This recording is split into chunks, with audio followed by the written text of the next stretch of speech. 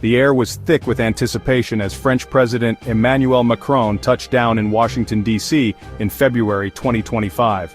His mission to mend the fractured relationship between the United States and Europe. The war in Ukraine, a festering wound on the global stage, had driven a wedge between long-standing allies. Macron, often dubbed the Trump Whisperer for his ability to navigate the complexities of President Trump's personality, was tasked with the Herculean task of bridging the chasm. His strategy, a carefully calibrated blend of flattery and firmness. Macron's visit came at a critical juncture.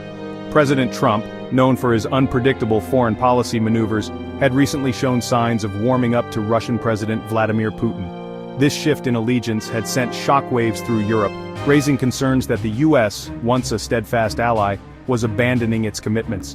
Could Macron appeal to Trump's ego and steer him back towards cooperation? The world watched with bated breath. Central to the escalating tensions between the US and Europe was President Trump's controversial stance on the war in Ukraine. Trump, known for his penchant for bending facts to fit his narrative, had been propagating a distorted view of the conflict, particularly concerning European aid to Ukraine. In his telling, Ukraine was the beneficiary of US generosity, while European nations were dragging their feet, offering paltry loans instead of substantial aid. "We've given billions and billions to Ukraine," Trump declared at a recent rally, his voice booming through the loudspeaker. "And what have the Europeans done? They're lending them money, folks, lending. Money they expect to get back. It's a disgrace." Trump's words, laced with his trademark hyperbole and thinly veiled accusations, painted a picture of European stinginess, a stark contrast to the US's supposed benevolence. European nations, particularly France, had contributed significantly to the Ukrainian war effort. However, Trump's narrative, fueled by a mix of misinformation and political expediency, had taken root among his supporters. This distorted view of European contributions served to justify Trump's own wavering commitment to Ukraine. The transatlantic relationship, already strained by years of Trump's America First policies, was teetering on the brink of a full-blown crisis. Macron, however, was not one to let misinformation stand unchallenged. In a series of carefully worded yet firm statements, he sought to correct the record, debunking Trump's misleading claims about European aid to Ukraine. Speaking to reporters after a private meeting with Trump, Macron emphasized the substantial contributions made by France and other European nations. France has been at the forefront of providing aid to Ukraine, Macron asserted, his tone measured, yet resolute. "We have provided billions in direct aid, not loans, to support the Ukrainian people in their time of need. Our commitment is unwavering, and it is frankly disingenuous to suggest otherwise." Macron's words, delivered with characteristic diplomatic finesse, were a clear rebuke to Trump's distortions. He challenged the very premise of Trump's narrative, highlighting the shared responsibility of the international community to support Ukraine. This is about upholding international law, defending democracy, and standing up for a nation unjustly attacked by a foreign aggressor. Macron's clear-eyed assessment offered a much-needed dose of reality, and served as a powerful reminder of the enduring importance of the transatlantic alliance. Macron's efforts to repair the frayed ties between the US and Europe extended beyond his public pronouncements. He understood that diplomacy, especially with a personality as complex as Trump's, required a more nuanced approach. Macron, ever the pragmatist, was willing to play the role of the Trump whisperer if it meant salvaging the transatlantic relationship. He made a point of praising Trump's past accomplishments, highlighting areas of agreement, even if it meant glossing over significant policy differences. Macron's approach, while seen by some as overly conciliatory, was a calculated gamble, a bid to lower the temperature and create space for meaningful dialogue. Macron was not alone in his efforts to bridge the transatlantic divide. UK Labour leader Keir Starmer, visiting Washington later that week, echoed Macron's sentiments, urging Trump to reconsider his stance on Ukraine. Together, Macron and Starmer represented a united front, a powerful reminder that Trump's isolationist impulses were not shared by America's closest allies. Even as Macron and Starmer worked tirelessly to mend fences, a new development threatened to further undermine their efforts. President Trump, in a move that blindsided both European leaders and his own administration, presented Ukraine with a controversial ultimatum: Accept a rare earth metals deal with the US or risk losing American support. The proposed deal, shrouded in secrecy and lacking input from key advisors, would have granted American companies preferential access to Ukraine's vast reserves of rare earth minerals. While the Trump administration framed the deal as a mutually beneficial economic arrangement, critics denounced it as exploitative, a blatant attempt to capitalize on Ukraine's vulnerability.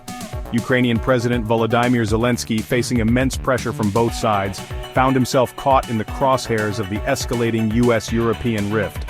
He recognized the strategic importance of maintaining American support, particularly in the face of continued Russian aggression.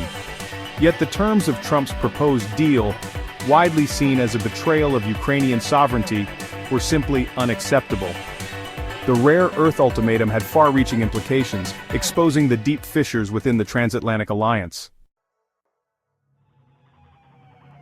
The escalating tensions between the United States and its European allies played out on the world stage as the United Nations Security Council convened to address the ongoing crisis in Ukraine. The European Union, spearheaded by France and Germany, had drafted a resolution condemning Russia's invasion and calling for a ceasefire and the withdrawal of Russian troops. However, what sent shockwaves through the chamber was the United States' decision to join Russia in opposing the resolution. The U.S. ambassador to the UN justified the U.S.'s stance by arguing that the resolution was one-sided and failed to adequately address the legitimate security concerns of Russia. The resolution, despite garnering overwhelming support from the majority of UN member states, failed to pass due to the U.S. and Russia's vetoes. The vote marked a low point in U.S.-European relations, signaling a dangerous drift towards a new era of global instability. The U.S.'s decision to side with Russia in opposing the UN resolution condemning the invasion of Ukraine sent shockwaves through Europe, fueling a growing sense of frustration and disillusionment with the transatlantic alliance. European leaders, long accustomed to viewing the U.S. as a reliable partner, were now questioning the very foundation of the relationship. The United States, under the current administration, has shown itself to be an unreliable ally, declared German Chancellor Friedrich Merz. We can no longer afford to rely on the whims of a president who seems more interested in appeasing dictators than upholding democratic values. Merz's blunt assessment reflected the prevailing mood in European capitals. Calls for a more independent European Union, capable of defending its own interest without relying on an increasingly unpredictable and unreliable United States, grew louder. The ramifications of this transatlantic rift extended far beyond the immediate crisis in Ukraine. As Macron prepared to depart from Washington, the weight of his mission, the immense challenges facing the transatlantic alliance, was etched on his face. Despite his best efforts, he had failed to secure any concrete commitments from President Trump on Ukraine. The Trump whisperer, it seemed, had met his match. Trump, impervious to Macron's diplomatic overtures, remained fixated on his own transactional worldview. Macron's visit, while failing to achieve its primary objective, did succeed in exposing the depths of the transatlantic rift. It laid bare the fundamental differences in values and worldview that had come to define the U.S.-European relationship under the Trump administration. The future of the transatlantic alliance, the cornerstone of the post-World War II order, hung precariously in the balance. While Macron's visit had exposed the depths of the transatlantic rift, it was UK Labour leader Keir Starmer who found himself tasked with the unenviable mission of attempting to bridge the divide. Starmer, known for his sharp intellect and measured demeanor, understood that dealing with Trump required a different approach. Starmer, in private conversations with Trump, eschewed the flattery that had become a hallmark of Macron's approach.